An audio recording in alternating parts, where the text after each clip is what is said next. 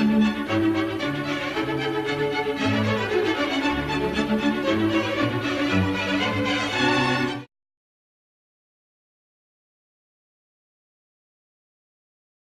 on my left I have Ramdas, and he completed his graduation in economics from Loyola College in Chennai in 1972 and did law from Madras Law College and has a master's in philosophy and religion from Madurai University. Although he himself is not a Catholic, he was part of the All India Catholic University Federation while in Loyola College, and so participated in all the social activities they conducted, especially the camps in rural areas. That has really been a significant factor in a lot of Catholic schools or Christian schools where the emphasis on the head, heart and hands is very strong. And we can see here that this has really influenced somebody because he attributes his lifelong interest in the social sector to these experiences. So Ramdas started work with the Center for Development Research and Action, Chennai, from 1976 to 80 and later became its director. He moved to Pondicherry with his wife Rama, where he worked with the Satyalayam School and Trust, which looked after the children of leprosy patients and fisher folk. Since 1991, Ramdas and Rama have been in Gudalur, and there they established the Viswa Bharati Vidyodaya Trust and School. I was talking to him outside and he said, he had his own children and they started the school within where they were, essentially for their own children, until friends of theirs said, well, if you're doing this with your children, why can't our children also come? And gradually this grew. His mother had a house over there and she said that they could use it as a school. And then the Adivasi children joined in as the parents liked the school. And for them, it became like normally you have to force children to go to schools, but in Ramdas's schools, the children wanted to go to school. And so they felt that you should not close down the school, but actually continue. So today the entire school is managed by an Adivasi team of teachers and staff who have taken it over. And they track around 3,100 children in the block in the schools to which they are enrolled. So this is a fascinating story, and I think you will have a lot to share with our audience. Yeah, as Mona just mentioned, I have been with the All India Catholic University Federation. I'm sure all of you are somehow associated with it at some point. It's been a huge influence and continue to be still associated with it in many ways. And changed my life, of course. Anyway, here what I want to pose before you and have you think about as something very fundamental. Rajshri mentioned some very important things about taking across some ideas and skills, training leaders, mentoring leaders, getting things across to the teachers and to the children. My question is,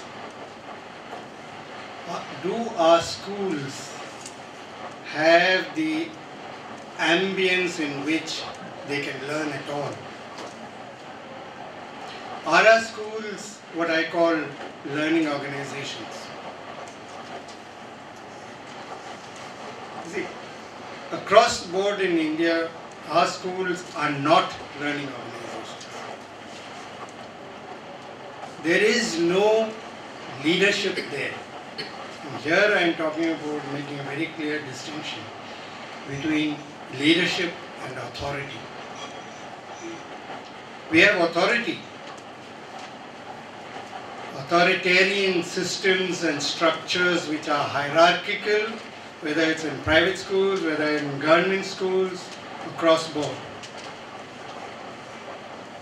Managements, principles are the very impediments for learning. They stop teachers from learning. This is my experience across the country. We ask teachers to become leaders, we ask teachers to dedicate themselves, we ask teachers to to work imaginatively, but we don't give them the freedom to do so. And across board, and I'm not confining it to Christian schools, when physical authority is coupled with moral authority, talking stops. There is no discussion. There is no debate. There is no platform or forum. What makes a school? Is it the management that makes a school? Are kids make the school? No. What makes a school? Teachers. And when you have a dedicated, motivated set of teachers, you don't have to do anything more. But how do you get a motivated set of teachers? This is really the question. If you have a highly motivated set of teachers, you have no work to do. Leadership has to do with that. When Rajshri talks about mentoring and coaching, it means that sometimes you lead from the front, but a lot of the times you lead from the back. So when does the principal, when does the management step back and help a teacher, support a teacher, allow a teacher to make mistakes, knowing that the teacher will say, I made a mistake, can you help me? Where is the platform where teachers can talk? These do not exist in our schools. So there has to be a very clear distinction in our minds, and we need to think, are we leaders or are we authoritarian? You see, most teachers, principals are appointed because they are good administrators. And an administrator is a prison warden. And they reduce teachers to policing children. There is no need for imagination there because it's a one-way street. Management tells the principal what to do, the principal tells the teachers what to do, the teacher tells the child what to do. Nothing goes back. So here we have a very serious problem when we're talking about leadership. What are we? Are we leaders? Or are we dictators sitting there telling other people what to do? This is something we need to think about very, very seriously if we are talking about a different kind of situation. I have also been very influenced by a Brazilian educationist called Paulo Freire. Some of you may have heard of Paulo Freire. Paulo Freire says, education,